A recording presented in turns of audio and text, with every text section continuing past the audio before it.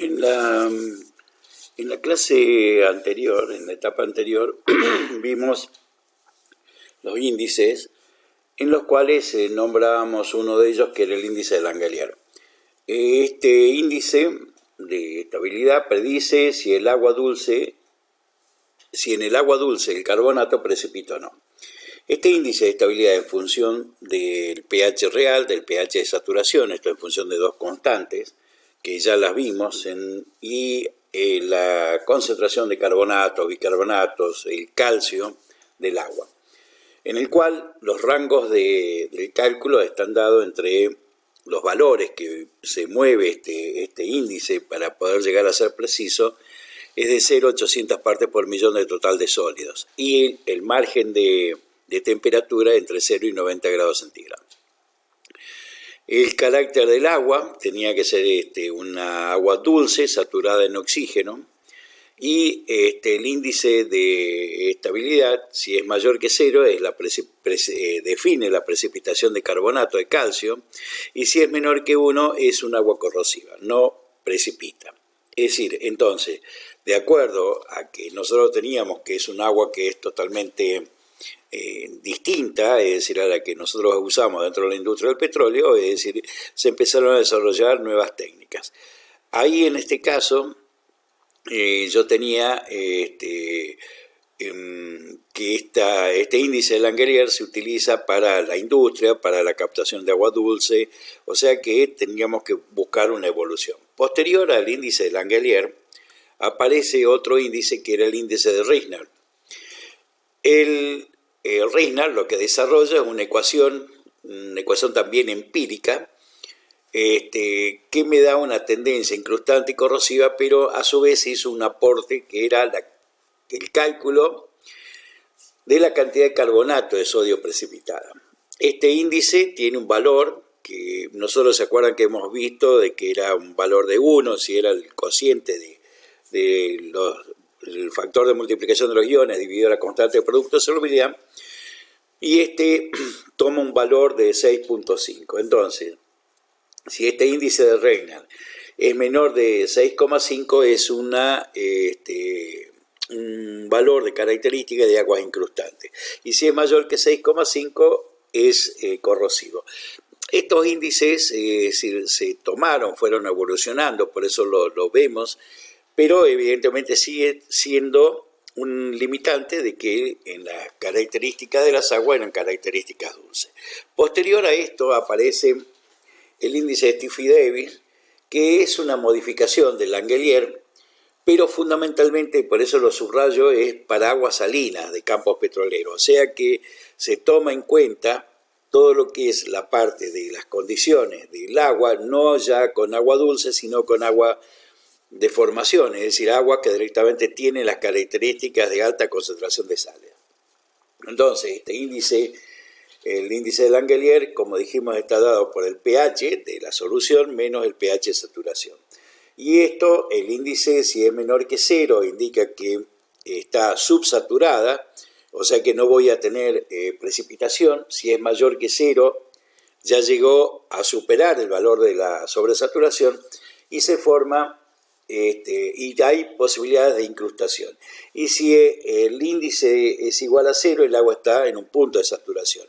¿Qué sería lo ideal? Acercarnos a este lugar para poder evitar los dos males, tanto que haya incrustación como que exista la parte de corrosión.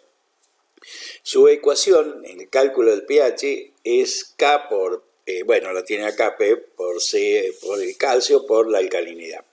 Entonces, en el calcio va a estar dado igual que en la ecuación anterior, que es el menos el logaritmo de la concentración de calcio. El P de la alcalinidad es menos el logaritmo de la alcalinidad, y K es la función de la fuerza iónica, puesto de que acá tenemos que tener en cuenta que está con muchísimos iones. Entonces la idea de esto es que nosotros tenemos que tener en cuenta la característica de la fuerza iónica. Y a su vez, como estamos trabajando ya con aguas que tienen características de alta concentración de sales, vamos a tomar que el valor que se tiene para poder indicar el índice de Stiffy-Davis está tomado sobre un rango de 80.000 partes por millón de total de sólidos. Y a su vez se diferencia de que en el caso del Langelier nosotros teníamos una temperatura de 0,90, acá tenemos tres parámetros que sería 0, 30 y 50 grados centígrados, o sea que podemos esquematizarlo de esa manera. Pero lo más importante de todo, el aporte que hizo Stiffy Davis, fue justamente el hecho de que es el índice apropiado para poder analizar las aguas de los yacimientos de petróleo. Por eso es que es importante que cuando ustedes estén ya trabajando y que ustedes tengan alguna área a cargo y estén analizando las características del agua, los laboratorios asociados a las productoras traen un valor de un cuadro de análisis de todas las características del agua, con todo lo que son los distintos valores y todo lo demás, que es fundamental que ustedes lo interpreten, pero a su vez lo más importante es que el índice de Stiffy Davis le va a determinar qué características de agua tienen. Y eso es importante que ustedes le den la importancia máxima, puesto de que con este valor a nosotros lo que nos permiten es poder llegar a conocer cuál es la situación que vamos a tener en nuestra área. En segundo lugar, ver cuáles son las condiciones, que esto es lo que vamos a ver ahora, qué acciones correctivas tenemos que hacer para evitar justamente el hecho de que nuestros equipos, nuestras instalaciones y cañerías estén invadidas por los problemas de incrustación. Esto es lo que quería aclarar con respecto a lo que es los índices que yo tengo y cuál es el más importante que tenemos dentro de lo que es nuestras áreas. Ahora vamos a ver cómo son los mecanismos de formación que se producen para el hecho de las incrustaciones, ¿no? Es decir, entonces, en este caso vamos a tener distintos factores que evidentemente ayudan a que se produzcan las incrustaciones, y es importante que lo interpretemos. Entonces, las incrustaciones van a estar afectadas por la presión, como dijimos, presión, temperatura, sólidos, etcétera, etcétera, y empezamos a ver lo que sería la parte de las incrustaciones con respecto a la presión. A la medida que la presión aumenta, la tendencia de las incrustaciones disminuyen. ¿Y en qué lugares tengo esta zona? ¿En qué lugares voy a tener zonas críticas? Es en las bombas, es decir, yo en las bombas, vamos a ver ahora un ejemplo de una bomba centrífuga, cuáles serían la captación de las presiones, es decir, dónde tengo la menor presión y dónde tengo la mayor presión. Ese cambio de presión hace de que directamente tengamos puntos factibles de que tengan incrustación. Los cambios de sección, esto es lo que nosotros hemos visto, es decir, que yo puedo llegar a tener una línea de conducción que pasa un determinado caudal a un diámetro de cañería de 10 pulgadas.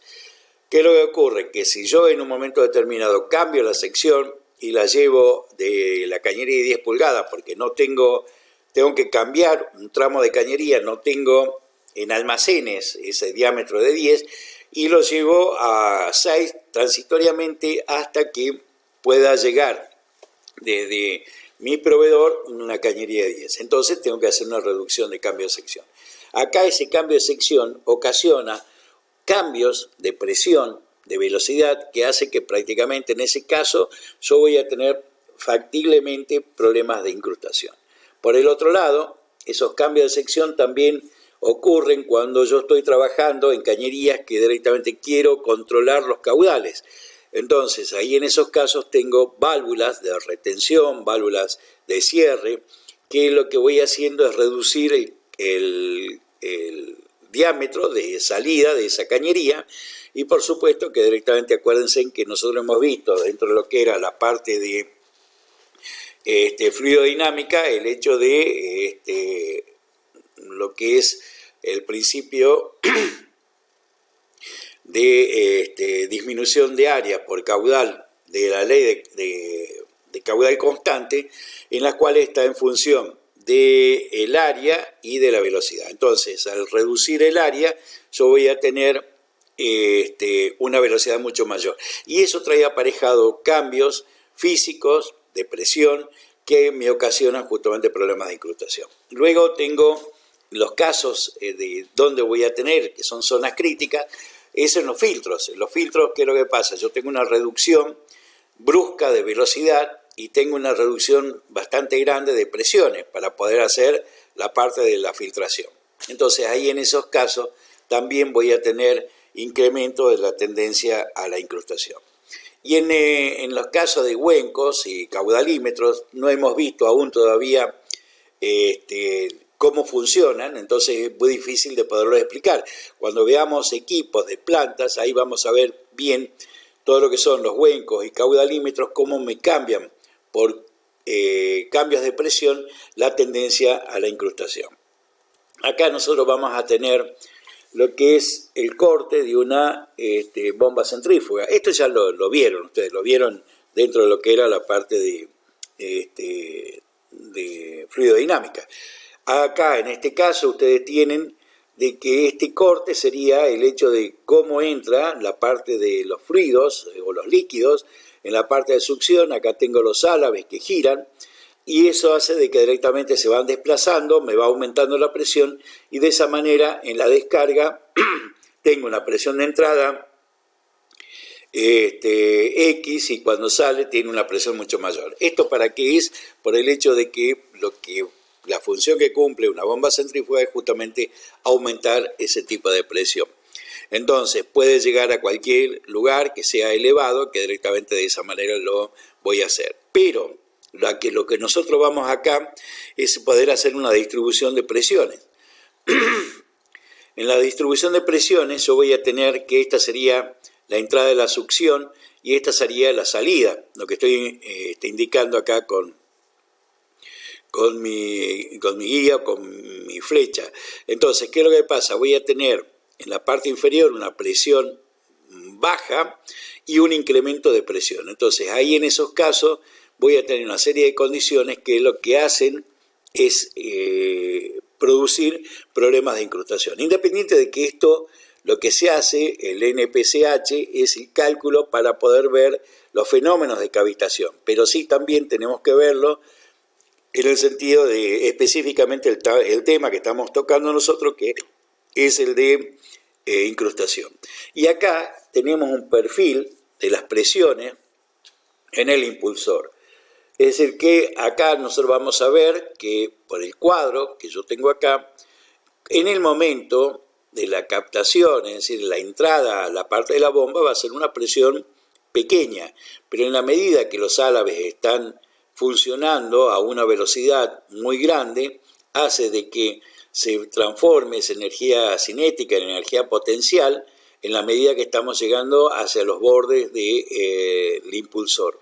Entonces acá tengo un incremento de presión y donde tengo una presión baja y donde tengo una presión alta, y eso hace de que ustedes, de acuerdo a lo que tienen como bibliografía, analicen y me van a decir luego en qué lugares del impulsor voy a tener mayor tendencia hacia la incrustación.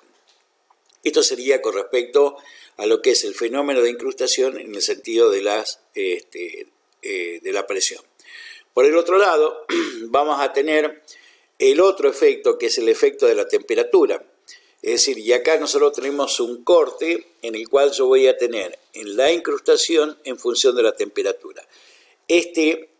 Fíjense en que directamente yo voy a tener, en la medida que voy aumentando la temperatura, se me aumentan las incrustaciones. En el otro gráfico yo voy a tener lo que es la solubilidad. Está expresado esto en función del carbonato de calcio, ¿no? Entonces, en la medida que la solubilidad, ¿cómo va a funcionar en función del incremento de la temperatura? Entonces, en un momento determinado, a la medida que yo tengo, esto está expresado en grados Fahrenheit o en grados centígrados, es lo mismo. Lo que sí es importante es que cómo funciona la solubilidad del carbonato de calcio en función del incremento de temperatura. Y fíjense en cómo disminuye bruscamente, o sea que entonces cuando aumenta la temperatura, ¿qué es lo que va a suceder? Que las incrustaciones de carbonato se me incrementan. Esto no funciona siempre para todos los compuestos. Ustedes tienen, y quiero que lo lean, que no es el mismo comportamiento, y lo vamos a ver en gráficos en los cuales yo tengo el carbonato o tengo los sulfatos. Los sulfatos al principio tienen una tendencia totalmente distinta. A la medida que aumenta la temperatura, aumenta su solubilidad, pero luego tiene un codo en una determinada temperatura y empieza a disminuir. Esto es importante que ustedes lo tengan en cuenta, porque cuando tienen la hoja de análisis de todos los iones, tienen que manejar muy bien si tienen carbonato o tienen sulfato y saber qué es lo que va a pasar con esto. ¿Dónde aumenta la temperatura en estos circuitos? Es en la medida que si yo tengo un pozo de 600 metros de profundidad o uno de 4.000 metros de profundidad, depende de las cuencas hidrocarburíferas que tengamos, vamos a tener, en la medida que nosotros mayor profundidad tenemos de los pozos, el incremento de temperatura es mucho más grande. Eso es por la temperatura geotérmica que yo tengo. Entonces, en esos casos voy a tener en cuenta que si yo tengo carbonatos o sulfatos, dónde se me van a producir y en qué lugares la parte de las incrustaciones en pozos. O sea que, si bien yo tengo esto, vamos a ver en qué zonas críticas tengo el efecto marcado de la temperatura con respecto a las incrustaciones. Entonces, ¿en qué lugares de equipos voy a tener los hornos? Tengo los calentadores, los heaters, en bombas. ¿Qué es lo que pasa? Que yo voy a tener un incremento de temperatura y ese incremento de temperatura hace de que la tendencia incrustante aumenta debido a que si yo tengo carbonato, supongamos en un calentador, estoy calentando en forma indirecta el petróleo que pasa por una línea y eso pasa por un calentador indirecto, o sea que está con agua que se calienta. Entonces, en un momento determinado voy a tener que el petróleo que estoy calentando pues viene con algunas características todavía de agua y eso trae aparejado que tiene una serie de iones de carbonato, se produce el incremento de temperatura y eso hace de que se me depositen incrustaciones sobre las cañerías. Y recuerden que nosotros hemos hablado de que las incrustaciones son capas aislantes, o sea que si yo tengo que calentar el petróleo, tengo que pasar las capas de incrustación como aislante. Tengo que pasar el schedule de la cañería, los espesores de cañería, y a su vez recién para poder calentar el petróleo. Entonces, todo eso trae el efecto de temperatura en las incrustaciones, es lo que nosotros habíamos hablado de que tengo un consumo más grande de el consumo energético y a su vez también en algunos lugares tengo mayor consumo de energía. A su vez, los efectos de velocidad, esto es decir, las incrustaciones disminuyen a la medida que aumenta la velocidad. Entonces, acá yo lo que tengo que tener en cuenta con respecto a lo que es la velocidad es el hecho de que en la medida que tengo una velocidad alta en un ducto, la velocidad de flujo va a ser mayor que la velocidad de precipitación de cristales. Entonces, ahí en esos casos, en la medida que aumenta la velocidad, me va a disminuir las incrustaciones. Esto, por ejemplo, es un problema típico de cuando nosotros tenemos la parte de piping. Es decir, yo estoy haciendo todo lo que es la parte de cañerías. Y hay lugares en que por cambios de diámetro, cambios de pendientes, es decir, yo en un momento determinado voy a tener el cambio de velocidad. O reducciones. Volvemos de nuevo al principio de Bernoulli, que aumentan las velocidades, bueno, y tengo menor tendencia a las incrustaciones. Pero a donde nosotros tenemos que analizarlo es justamente en los sistemas que nosotros tenemos de cañerías para ver bien en qué lugares tenemos disminuciones de velocidad para que se pueda llegar a producir incrustaciones. ¿En qué lugares tengo cambios de velocidad? O sea que serían zonas críticas. Volvemos de nuevo, por ejemplo, en un filtro. Yo en un filtro tengo un cambio brusco de velocidad. ¿Por qué? Porque viene el caudal a una determinada velocidad y va a pasar por distintas capas de espesores distintos o de características de materiales distintos que hacen que se disminuya abruptamente la velocidad para poder hacer retención de sólidos. Y eso hace de que en un momento determinado esos cambios de velocidades generan problemas de incrustaciones. En los tanques, es decir, supongamos que yo tengo un tanque separador, cualquiera. Ese tanque, si bien no vieron aún equipos, es decir, tienen que hacer una relación de utilizar la imaginación para poder ver. Si tengo una cañería en la cual tengo una cañería de 6 pulgadas y llega a un determinado caudal, X de metros cúbicos de un fluido determinado. Y yo tengo un tanque que es un tanque, supongamos, de 5.000 metros cúbicos de volumen. Entonces, cuando llega la cañería a ese lugar en el cual estoy alimentando el tanque, viene a una determinada velocidad, que es la velocidad de flujo que yo tengo por ese diámetro de cañería. Pero cuando entra el tanque, ¿qué es lo que ocurre? Que cambia muchísimo la velocidad. ¿Por qué? Por el hecho de que ese tanque tiene un volumen tan grande que prácticamente disminuye muchísimo la velocidad. ¿Por qué? Porque empieza a llenar el tanque, empieza a circular, y eso hace de que ese cambio de velocidad ayuda muchísimo a todo lo que son los efectos, por ejemplo, de precipitación de sólidos. Se utiliza justamente eso, ¿no? Es decir, los cambios de velocidad hacen de que esa velocidad de flujo cambie abruptamente y empieza la precipitación. Por el otro lado, en esos lugares donde yo voy a tener esos cambios, también suceden problemas de incrustación. Y en las líneas de conducción, por efecto de la velocidad, es lo que ya había explicado Bernoulli. Es decir, cambio la velocidad, me cambia el área y cambio esa velocidad. Puede aumentar o puede disminuir. Entonces, si disminuye, favorece los problemas de incrustación. Y efecto de la salinidad. Este efecto de la salinidad es que en la medida que se incrementa la salinidad va a disminuir los problemas de incrustación.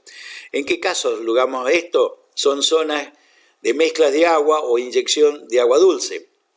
En ese caso, yo voy a tener condiciones que me van a cambiar, es decir, el agua dulce, como lo que nosotros habíamos hablado en la sección anterior, sabemos que directamente tiene menos cantidad de fuerza iónica, puesto de que tengo menos concentración de iones, menos contaminantes, y en ese caso, cuando lo mezclo con otra agua, que podría ser el agua de formación, ahí se me incrementan y directamente de esa manera voy a tener problemas de incrustaciones.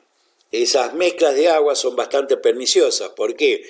Porque puedo llegar a tener en superficie afectándome equipo, en superficie afectándome cañería, pero también nosotros hablamos de que pueden llegar a producir dentro de lo que son la formación.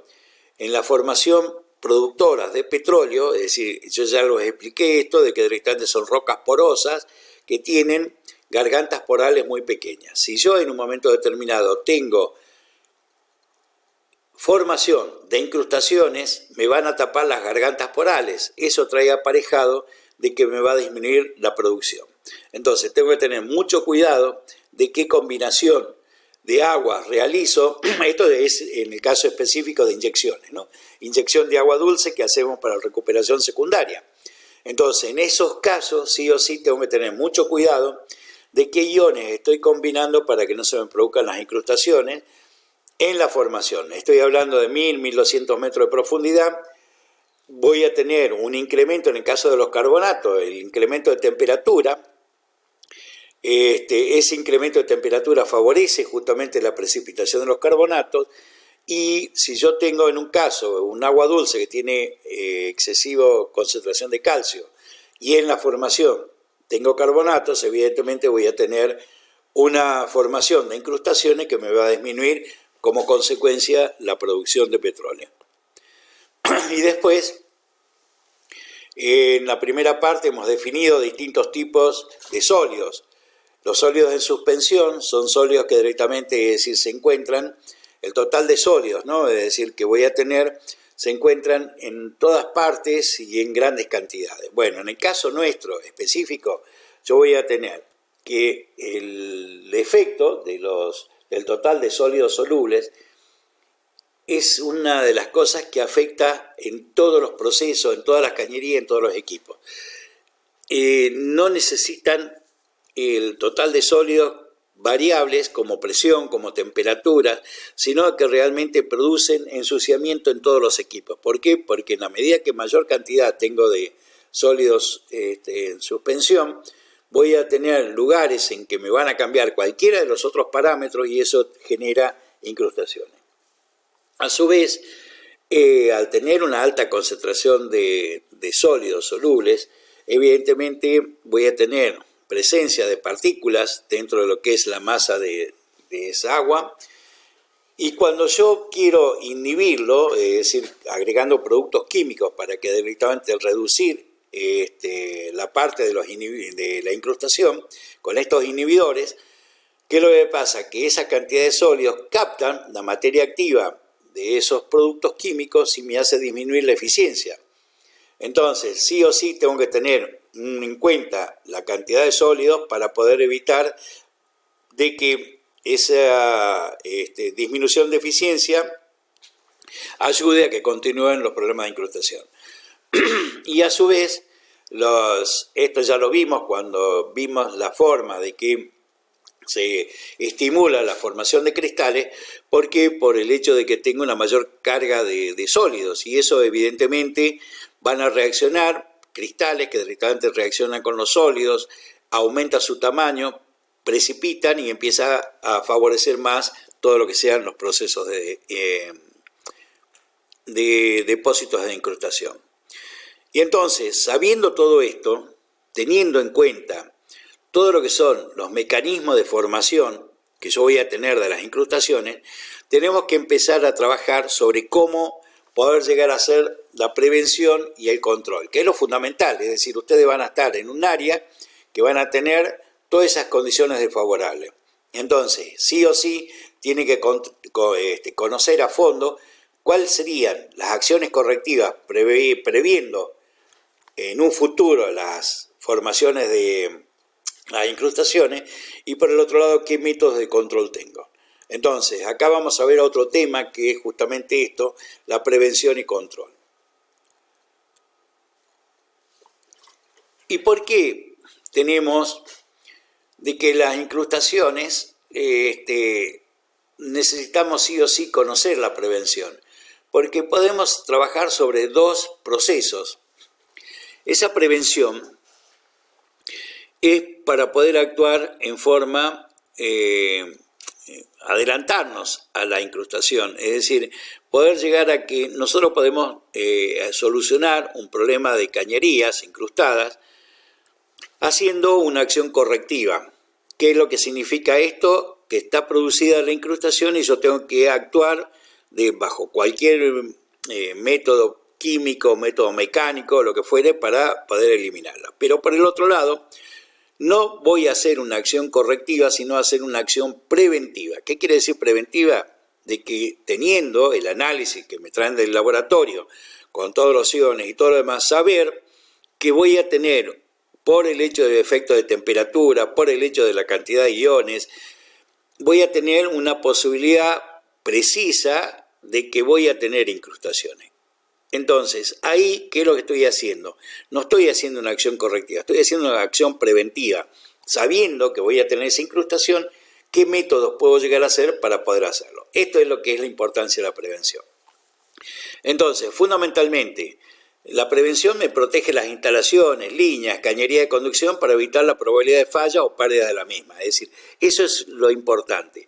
Conocer todo lo que es, ustedes cuando llegan a un área, que van a estar a cargo de un área como ingenieros, tienen que sí o sí conocer a fondo todas las instalaciones, todo lo que es la parte de los aportes de tanto de pozos de petróleo, pozos de gas, las instalaciones, las baterías, todo eso para que ustedes puedan llegar a analizar a fondo y actuar en forma preventiva.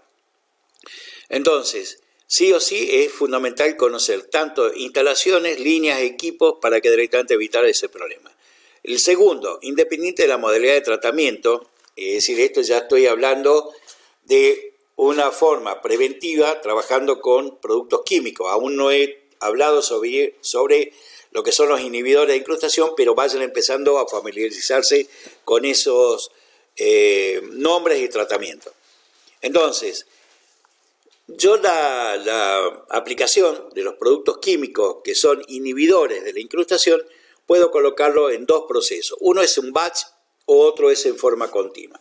Batch es cuando yo coloco una cantidad bastante grande de productos químicos en un lugar para evitar justamente los problemas de incrustación. O sea que coloco una cantidad grande de productos químicos para que directamente vayan actuando de a poco y evito justamente la formación de las incrustaciones.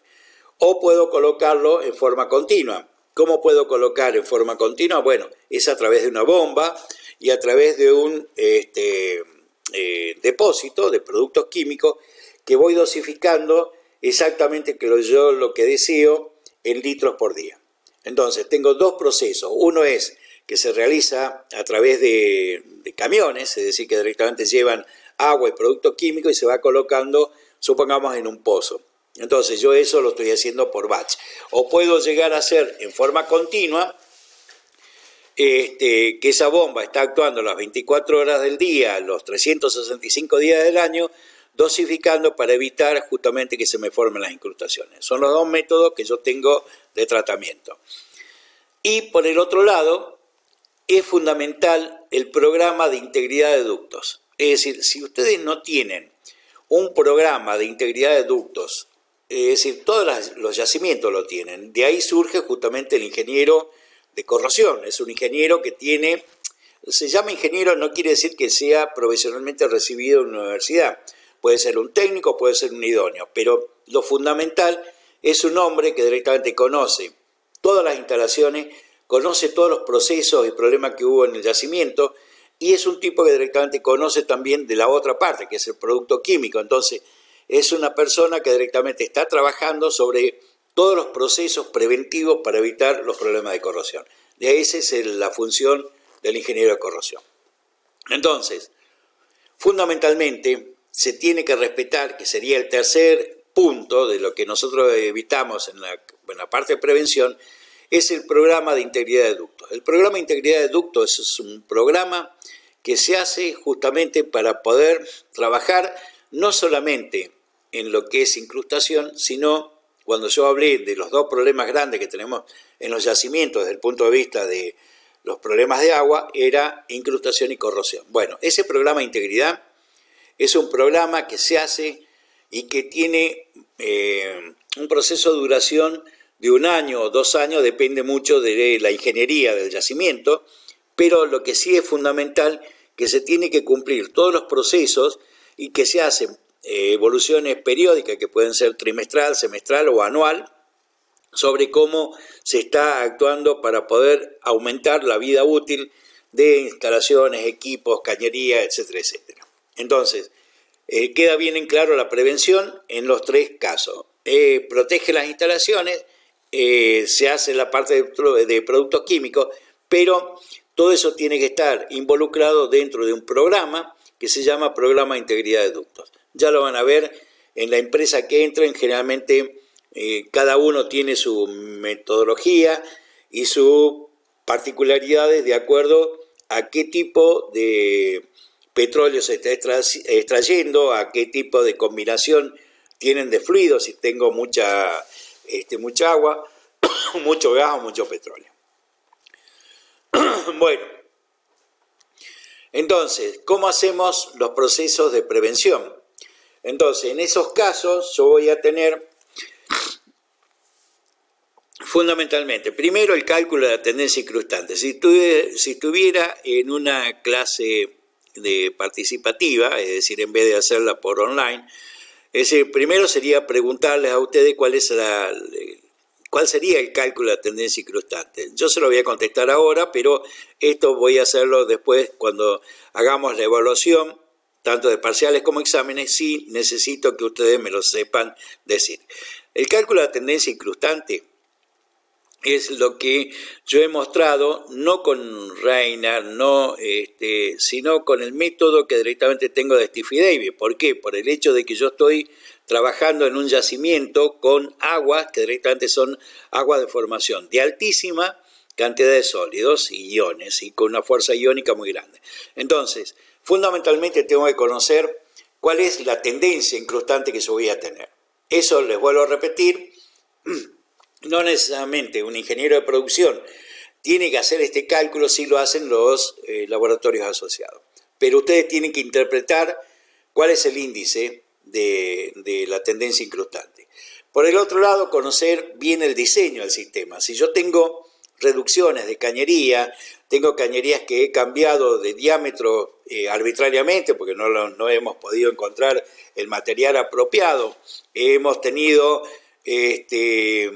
lomas y valles, es decir, en los cuales no fue tomado en cuenta las pérdidas de carga que tengo en los fluidos, y eso trae aparejado que voy a tener depósito de arenisca, de sólidos, y eso favorece justamente los cambios de incrustaciones, crecimiento de incrustaciones. Diseño de sistemas, por ejemplo, voy a tener cañerías soterradas, pero en un momento determinado, por X causa, tuve que sacar, hice una cometida, va por la parte superficial, un tramo de cañería, y eso, por ejemplo, cuando estoy manejando situaciones de épocas, es decir, que estoy trabajando en el verano y en el invierno, es muy factible que en el invierno, si tengo yacimientos en los cuales está cubierto de nieve, voy a ver que el intercambio de temperatura que voy a tener es muy violento, y eso favorece a lo que yo les comentaba al principio, de que en el caso del crecimiento de los cristales está involucrado también las ceras, o sea que eso hace de que todo lo que sean parafinas con el cambio de temperatura no están fluidizadas sino que precipitan, y esa precipitación favorece al crecimiento de las incrustaciones. Entonces el diseño del sistema, que eso pertenece a ingeniería de yacimiento, pero ustedes como ingenieros de producción sí o sí tienen que conocerlo a fondo. Y el otro punto es uno activo. Ustedes van a ver el cálculo de la tendencia incrustante a través de análisis. Diseño de sistemas, a conocer todo lo que es la parte de ingeniería. Y el tercero es el monitoreo. ¿Qué es el monitoreo? Es el seguimiento cotidiano que se hace.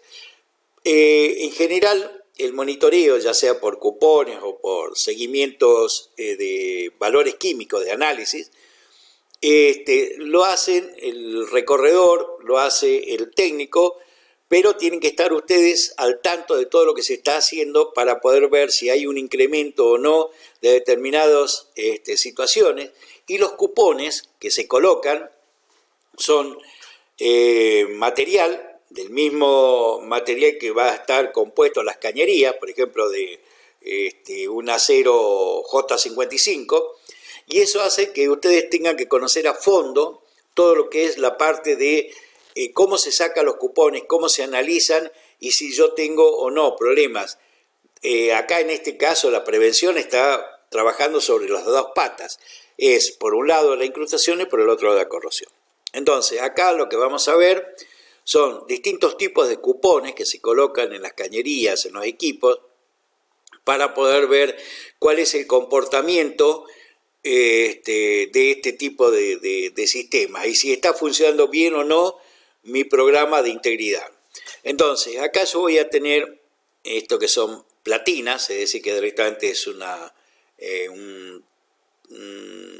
situación, una placa finita que voy a tener. La de la izquierda es una platina para poder analizar la situación de corrosión. Y la de derecha es una platina que directamente está, fíjense que tienen distintos tipos de tamaño de orificio. Entonces, ¿qué es lo que hace esto? Es que en un momento determinado, cuando se coloca perpendicular al flujo del líquido que yo estoy analizando, voy a tener que acá en estos orificios se colocan el cambio brusco de velocidad y el cambio brusco de presión, hace de que se me empiecen a incrustar en la platina esta del lado derecho.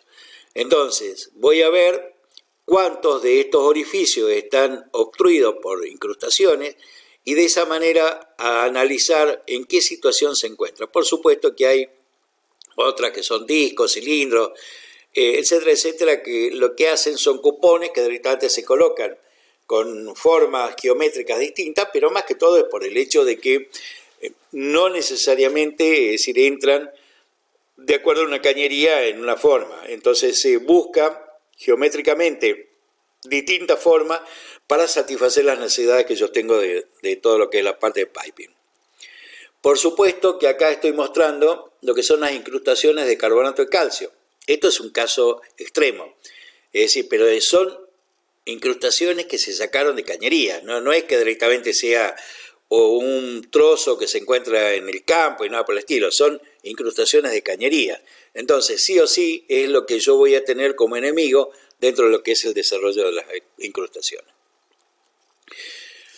Acá nosotros podemos ver que estas incrustaciones, y cuando ustedes ya tengan una experiencia desarrollada dentro de lo que son las incrustaciones, van a ver que hay veces que se colocan esas incrustaciones en formas estratificadas. Fíjense que acá tengo una etapa muy grande de incrustaciones, luego tengo una capa pequeña que está bastante sucia y luego tengo una aparentemente con presencia de petróleo. ¿Qué quiere decir? Que estas incrustaciones fueron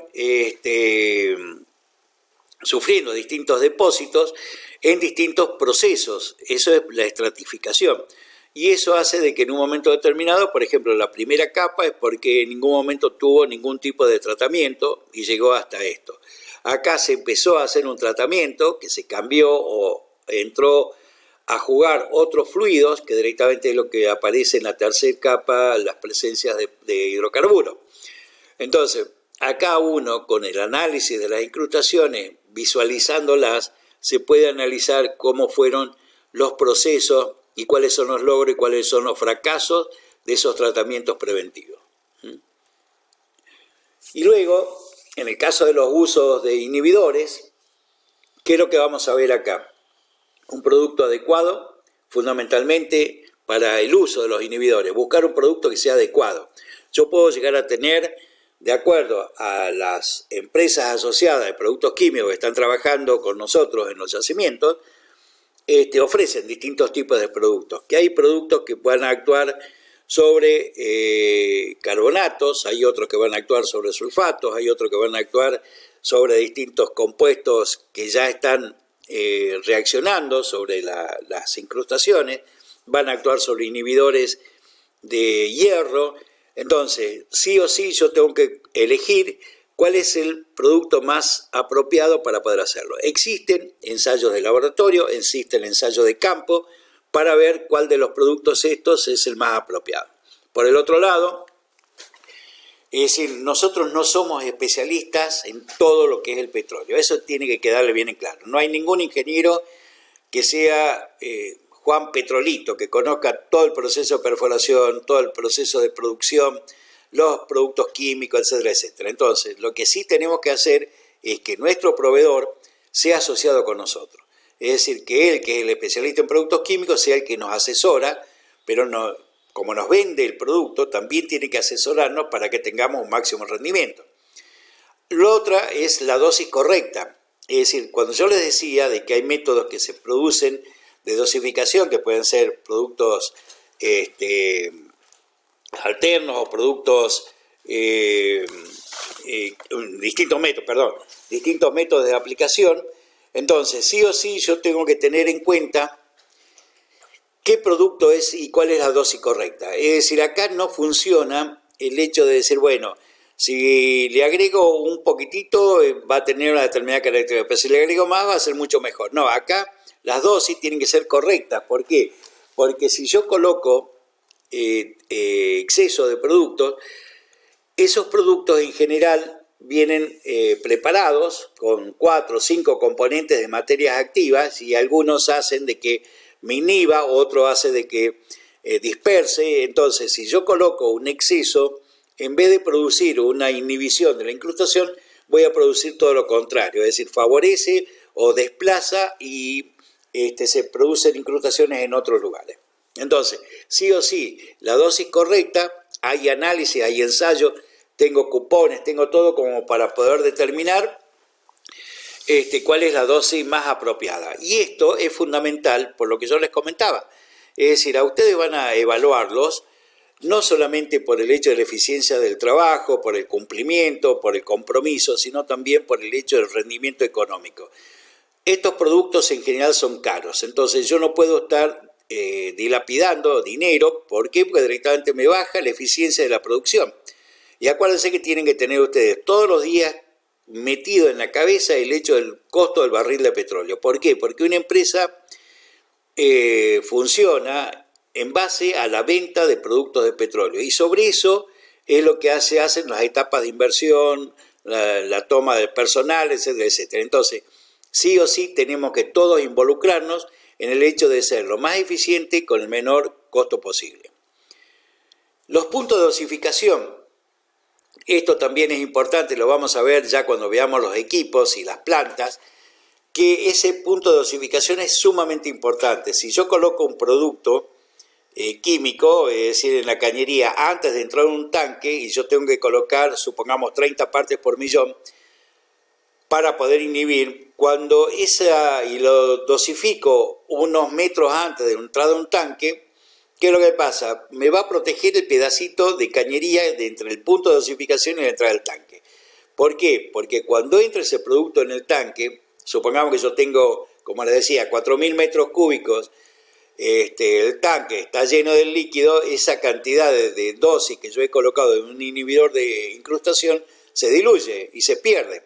Entonces, sí o sí es importante elegir qué punto de dosificación tengo que colocar. La forma de dosificar, bueno, esto dijimos que directamente puede ser por batch o en forma continua, depende de qué punto tenga para poder dosificar, y esto influye. Y luego los monitoreos residuales. El monitoreo residual es una de las cosas que recomiendo, de que el responsable del área, así salga con su técnico, con su personal, tiene que salir y conocerlo. ¿Por qué? El monitoreo residual es lo que yo había hablado sobre los distintos tipos de platinas que se utilizan o cupones para incrustación. Pero a la vez de eso, en lugares donde se pone el punto de muestreo, que se elige adecuadamente, se hacen ensayos. Esos ensayos son ensayos de productos químicos. Esos ensayos hacen de que en un momento determinado son bastante sencillos, ¿no? Es decir, son métodos apropiados para poder trabajar en el campo. O sea que yo saco una muestra en la misma chata, en la parte del torpedo, coloco los productos, son gotas de uno, gotas de otro, agitación, métodos comparativos. Entonces, de esa manera, muy rápido determino cuáles son los valores. Y eso es importante, ese monitoreo, para ver si estamos colocando bien el producto, si está actuando bien, si se incrementaron los caudales, si se incrementó la contaminación. Entonces, eso es lo que nos da el hecho de tener un eficiente tratamiento de todo lo que es la parte de un sistema. Bueno, y en el caso de la remoción, ¿qué es lo que voy a ver acá?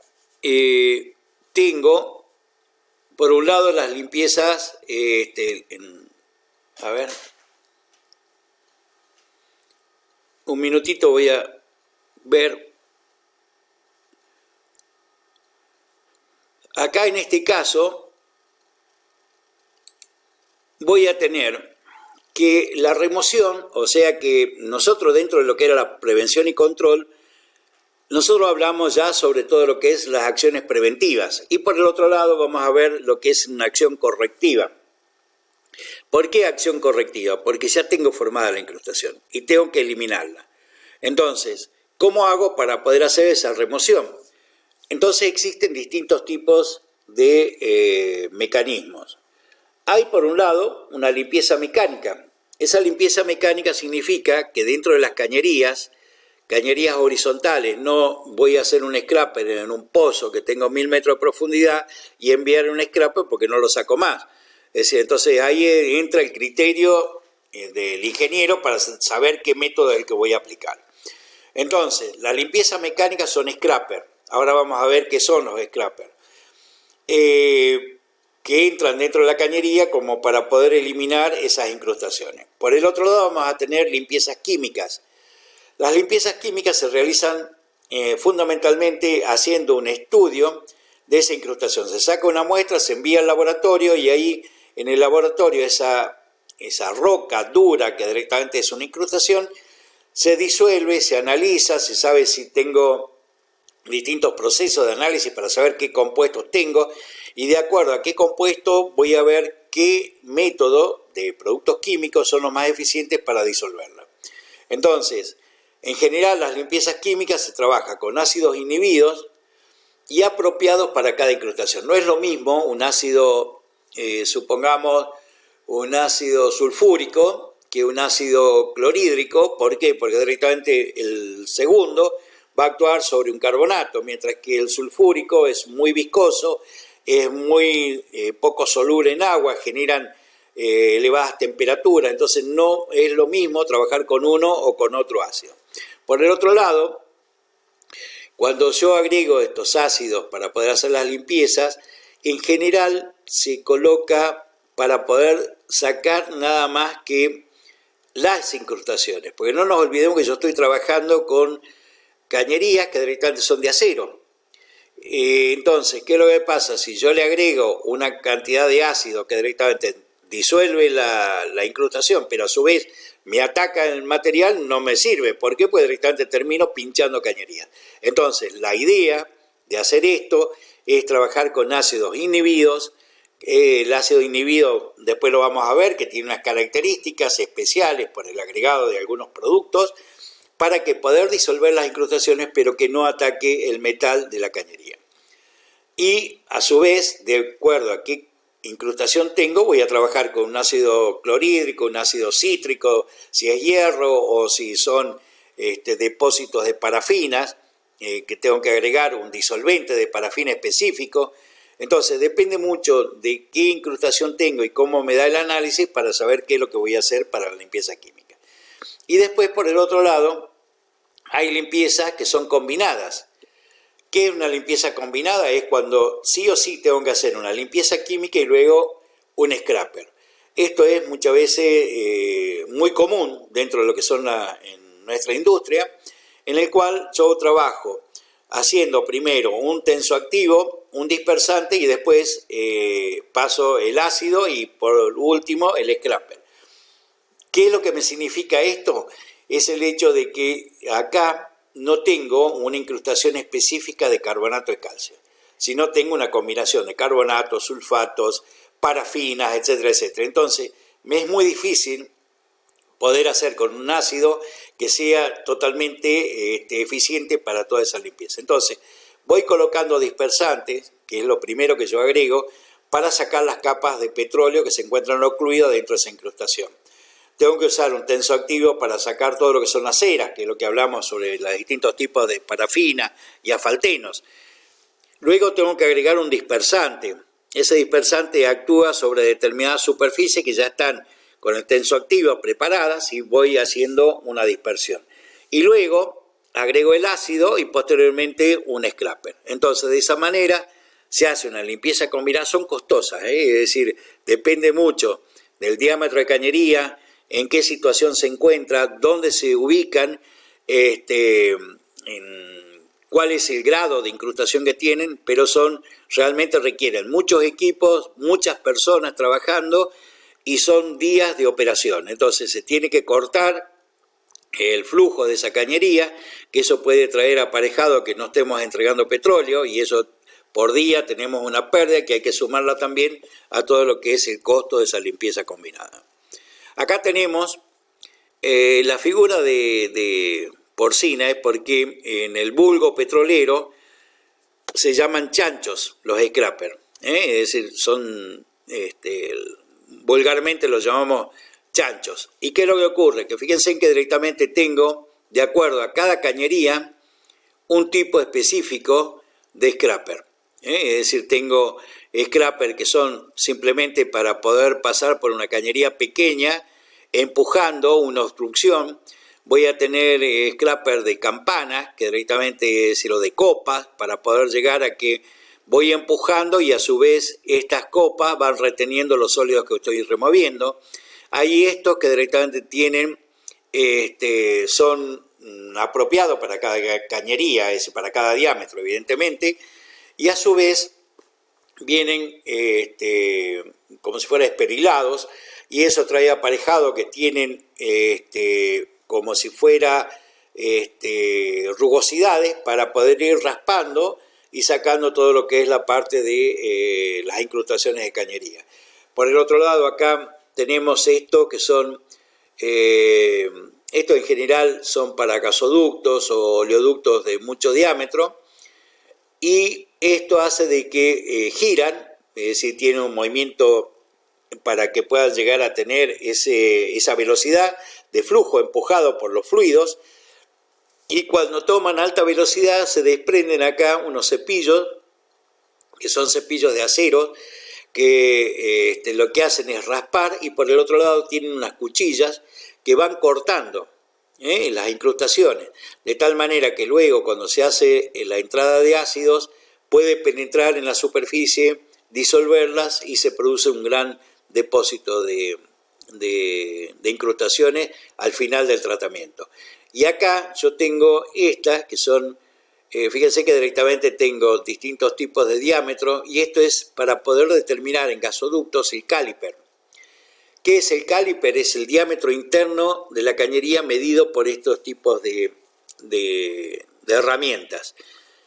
¿Y esto para qué se hace? Por el hecho de que yo puedo llegar a mandar un scraper de este tipo o un chancho de este tipo, y en un momento determinado esta cañería, es decir, que pueden llegar a ser de, ¿qué son? En Canadá, por ejemplo, gasoductos que tienen 480 kilómetros y se limpian.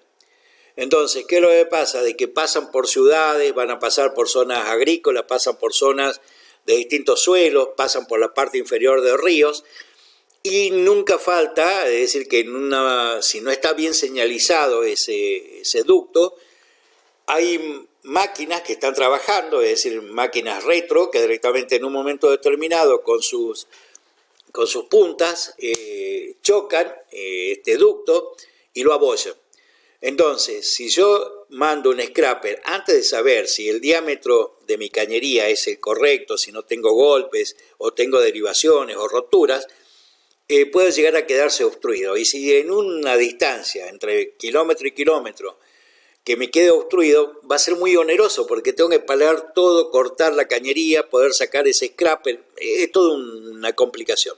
Entonces, sí o sí se manda primero este chancho, que directamente es el que tiene el diámetro apropiado del gasoducto, y sobre esto, si en un momento determinado, en general tienen señales magnéticas para poder hacer un seguimiento a través de un visor, y esto me ocasiona en un momento determinado determinadas señales que indican que en un momento determinado tengo una restricción. Y eso hace de que sí o sí tengo que resolver ese problema antes de resolverlo. Cuando veamos la parte de operación de scraper, ahí vamos a ver que directamente, es decir, no solamente me marca la parte interna y el estado de corrosión, sino de que me marca también en qué ubicación tengo de los 360 grados de la cañería, en qué lugares específicos, si es en la parte inferior, lateral o superior. Y eso trae aparejado que como yo tengo cañerías en general soterradas, sé cómo poder hacer todo lo que es la parte de la fosa para poder hacer la reparación. Bueno, y acá lo que tengo una foto es de un scraper en un acueducto de agua potable. Fíjense que si esto sale de un agua potable, es el hecho de la acumulación de distintos tipos de cambios que yo voy a tener. No es petróleo esto, simplemente son sólidos que yo hago la limpieza por medio de scraper. O sea que fíjense en las condiciones que yo tengo que tener como para poder hacer todo esto. Y por el otro lado, esto, por ejemplo, son acueductos de recuperación secundaria. ¿Qué quiere decir? Que yo la cañería es la que me va con todo lo que es el agua que yo separo, el agua coproducida. Yo no puedo enviarla, como les dije en la primera parte, es decir, a un río, a un lago, porque directamente haría un desastre desde el punto de vista ambiental. Entonces, sí o sí, esa agua la tengo que tratar, tengo que hacer un tratamiento bacteriológico, le tengo que hacer un tratamiento químico para que pueda llegar a entrar a la formación sin que se me produzcan incrustaciones en el fondo. Entonces, esa agua que inyecto, es decir, a su vez tengo un beneficio que me mantiene alta la presión de formación, la formación productiva, y eso me aumenta el hecho de poder llegar a tener una mejor extracción de hidrocarburos. Pero cuando yo hago la limpieza de estos acueductos, fíjense que directamente, es decir, es altísimo la cantidad de sólidos que pasan. Y acá sí tengo parte de agua y parte de petróleo. Entonces no nos conviene enviar petróleo porque pues directamente depende mucho de la afinidad de la roca que se encuentra en la profundidad. Puede ser que sea afín o no a los hidrocarburos. Entonces en un momento determinado puedo llegar a tener taponamiento. Bueno, con esto nosotros hemos terminado todo lo que es la parte de las limpiezas, todo lo que era la parte del manejo, y ahora vamos a entrar en la tercera parte, que es el hecho de el tratamiento de los productos, cómo manejarlos, cómo hacer y conocerlos a fondo. En el caso del análisis de incrustaciones, vamos a ver cómo son todos los procesos, pero directamente lo vemos en la tercera parte. Así que gracias.